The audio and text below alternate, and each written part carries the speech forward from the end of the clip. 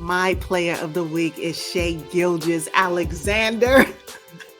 Ballin'! Yeah, tell me about Shai Gilgeous for the OKC Thunder, averaging 32 points, 4 rebounds, and 6 assists, coming off a season where he missed almost the entire season with a bad ankle. Then he missed time this season with the knee. Shai Gilgeous is balling. Let me tell you, oh my God, he is carrying the Oklahoma City Thunder, and they were disappointed when Chet Holmgren went out for the season. But Shai Gilgeous is like, what? I'm here. OKC looking good. Shai Gilgeous is my player of the week. Oh, yeah. He ran circles around the Clippers. Can we just solo circles around the Clippers? I'm just saying. And not only that, as a side note, his fashion sense is so cool. I love his fashion sense. So, yes. Go on, Shai. All right. So, here's mine. Lauri Markkanen of the Utah Jazz. Oh, my goodness. When I tell you he found his spot with his coach that knows how to utilize him, Lauri is averaging 22 points, 9 rebounds, and 2 assists, and a couple of blocks in there as well. Like his athleticism, his strength, the way that he can dunk and get to the basket, it is like the Jazz have found their jewel. I think that Lauri Markkanen, because he has improved, where he's shooting 51% from the field right now, he should really be in the running for most improved player for this season. It is only right. He's in his, fifth season. He played 4 seasons with the Bulls, 1 season with the Cavs, and now he's with Utah Jazz. And the night and day performance and his ability to be able to showcase, because the Utah Jazz's system allows him to, and he is doing it. If you haven't watched a Utah Jazz game, you better watch one, because he is balling. So not only should he be in the running for most improved player for this particular NBA season 2023, but I also think he needs to be on the list for All-Star. Okay. Yes. Lauri Markkanen, my player of the week. The Golden State Warriors do not look like the team that won the championship last season. And now the NBA streets are starting to talk. There's a question floating around by Zach Lowe, and he wants to know, was Draymond Green ever really a star in his own right? Or was he the beneficiary of playing alongside the 2 greatest shooters ever? Let's talk about it. You know what? This is a very good question. And I'm going to answer yes and no. I know, right? I can never give a straight answer. And the reason why I say yes is because within the Warriors organization, within the Warriors' time of their dynasty, right? And the wins, the championships that they won, he was a star within the Warriors. What I don't, and the reason why I'm a no is because I don't know if his style of play would have translated with another team and another organization. That's why. So did he benefit? Absolutely. Is he a star within his own right? With the Warriors? Absolutely. But when I look at star, I'm looking at a star that can translate the skill set can translate into other organizations. So if he were to be traded, would he be able to be the Draymond that he is with Klay and Steph on another roster with other players? And that's the question that I have, and I don't think he can be. So he did benefit, yes, but his benefit at the time in that era back then was what the Warriors needed. They needed Klay and Steph was not Draymond when we're talking about defense, right? And the aggressiveness he brings to the game. The Warriors, as they were constructed with Draymond, Steph Curry, Klay Thompson, Iguodala, everybody else, he fit that. He was a puzzle piece to that. You take that puzzle piece away, then he can't fit nowhere else. And so, yeah, that's my thought process on it. What about you? Okay. I'm going to say yes. And it's a hard yes for me because, as you kind of mentioned, he started in his own role on the defensive end. And I think he filled the void that the Warriors did not and do not currently have right now. And maybe he sacrificed his game, his offensive game, so that he could set up the 2 greatest shooters. Would Steph and Klay still be, considered 2 of the greatest shooters if Draymond wasn't funneling the ball at the right time in the right place? I don't know. Maybe that's another question that we need to talk about. But Draymond Green, he's that bulldog, but to his own detriment at times. I think Draymond costed the Golden State Warriors 2 championship rings. One in 2016 when he was suspended for allegedly kicking LeBron in the groin, and then prematurely this season where he ruined the chemistry. on the Yep. team with his issue with Jordan Poole. Yeah. So that's a hard pill to swallow. Draymond's making $25 million this season. I do know this will be the last big contract of his career. Mhm. Draymond averages a triple single, and that's a soft spot for him. But at some point, you got to be able to score. So that's why I'm saying yes. Draymond, I believe he is a star in his own right, and he fills the void that the Warriors definitely needed at that time. And I think they still need it now. And he also, I think, sacrificed his game so that he could set up the two greatest shooters ever. Which afforded him and the other two players and the organization multiple championships. Exactly. Count them Yes, up. yes, yes, yes. But when I look at a star, as I mentioned, is it stardom only with the Warriors, or is his star big enough? And could he have translated his abilities to another team? We will never know because he's always played with the Warriors. And, if he doesn't play with the Warriors for the next season, he goes to another team, it won't be the same anyway because he won't be in his prime. So, good question. Good question. I can go either way, but I can tell you right now the success of the Warriors required Draymond Green to be exactly who he was for them. So, Yeah. Now, do you believe every team needs a bulldog? no, no. Okay. Who was a bulldog on the Milwaukee Bucks when they won the championship? Oh, Bobby Portis, easy. Ah, got it. Okay, okay, okay. Hmm. I personally believe every team needs a junkyard dog to go in there and do the things that other players just won't That's do. fair. But a Okay, lot I of agree. times that player does not give you many points, but he's great on defense, and that's who Draymond is.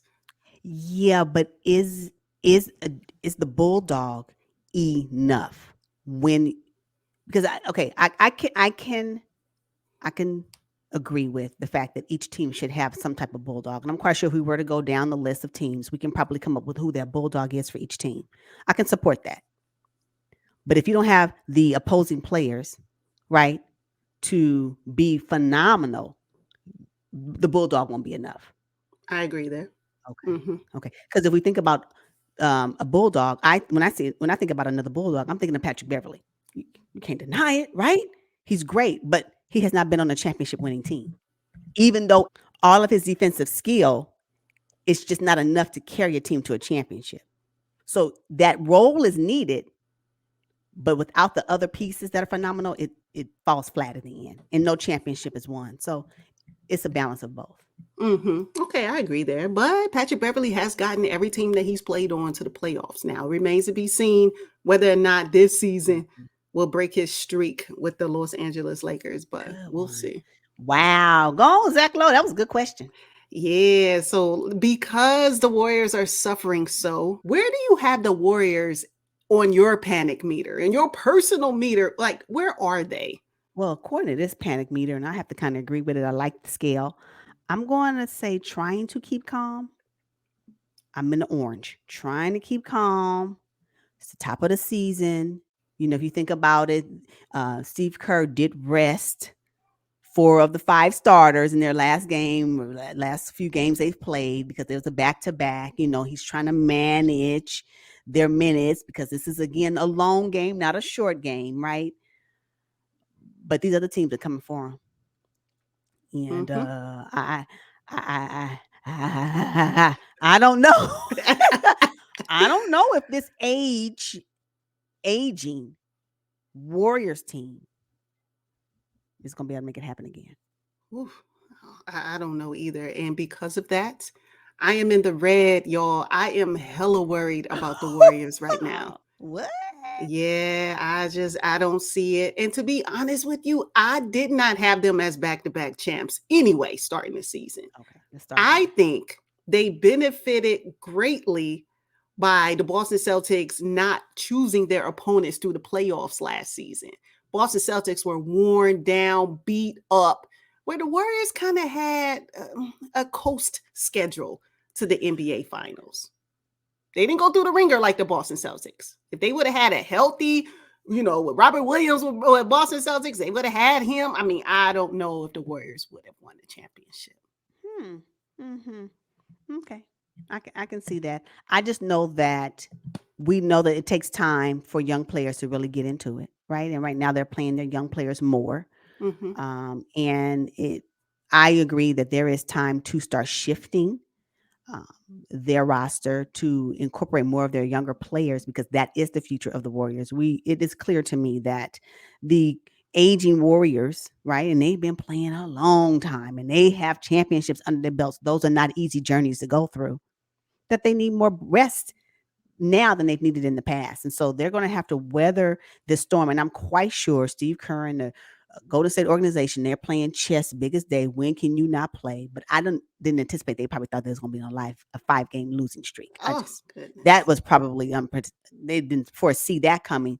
Hmm. But I'm going to need for them to get back on track. Right. And so figure out another way to kind of make sure that your aging players are rested so they can be Hmm. ready for the postseason. But yeah, it is. I'm trying to stay calm because I already know that Steph Curry can get something done, right? Now, speaking of weathering the storm, the Philadelphia 76ers are not off to a great start. Now they are faced with James Harden being out at least a month with a bum foot.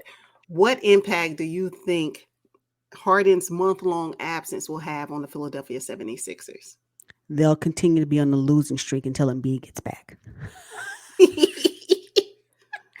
They need Embiid on the court. They need Embiid on the court, and I believe if Embiid plays, they can hold it down until James Harden comes back. And I think within that time, they can get some wins with the way Maxey is currently playing. But they're unable to do that if Embiid is not on the court. So I Yes, think it's more about Embiid being on the court than it is about James Harden. Although the production that James Harden has been able to put out has been really good for the Sixers this season, but I think they can wait a month or manage a month. It's a long time, there's a lot of games in there. I believe they can manage a month and get some wins out of there as long as Embiid is playing. Without Embiid, it's a wrap. yes. Now, James Harden's production 22.7 rebounds and 10 assists very slowly. But this is an opportunity for Doc to do what we've been saying all along is that is to incorporate Tyrese Maxey more into the offense. Now they have no choice. Where's the There's no choice. offensive punch going to come from other than Tyrese Maxey? Because Exactly. Tobias Harris has been up and down all season. And yeah, it's going to be Maxi or bust at this point. Yeah, it really is. And Maxi or bust as long as Embiid is playing. The foundation for the Sixers is Embiid. And we cannot forget that, right? Anything on top of Embiid or in addition to Embiid will be the bonus, which is why James Harden was such a great fit, especially for this season because of what he's been able to produce. And Maxi, the way he is able to keep the Sixers game fast paced, bouncy, but without Embiid on the floor, and now you're missing James Harden, they're just too small. Because if you think PJ Tucker gonna be the one to do it, it's Oh, not. no. It ain't enough. It's not enough. And so this is an opportunity though, with James Harden being out for Tobias Harris to come on. You got Yeah. it. Hey, all you got is space and opportunity. And 37 million on this contract. And Absolutely. exactly. So step it up, right? And Now, yeah, Maxi can keep the pace up for the 76ers, but having Joel out there, unless Joel increases his stamina, especially coming back from an oh, illness or an this is true. injury, Yeah. that's probably not going to work well. See, Harden works well with Embiid because Harden is not a fast-paced player. In fact, while he's dribbling 50 million times on the perimeter, Embiid has the opportunity to, get down the court, set up his footing, get in the paint, set up his post game. That's true. Maxi, he's down the court already before Embiid crosses half court. Which means that Maxie just need to take it over. It is what it is. Hmm. And so much so that they shouldn't wait for Embiid to get down. And when Embiid comes down, then they can get ready. But you can pass the ball between who? Tobias Harris. If Shake is out there, I mean, who else? Nang? Wait till he gets down. I don't know. I don't know what to tell you, but you still need Embiid on the court. Don't get me wrong. You do Oh, need yeah. Embiid there. But yeah, they can. Then that means that Maxie just take it to the hole. Just go for it. At this point, At this point, you got to try to get these wins because you don't want to go in a hole, especially as the season while James Harden is out. Because trying to get out of that hole is going to be really hard because these teams are really good in the East, really good in the East. So I just say James Harden, they need him, but I believe they can manage as long as Joel Embiid is on the court.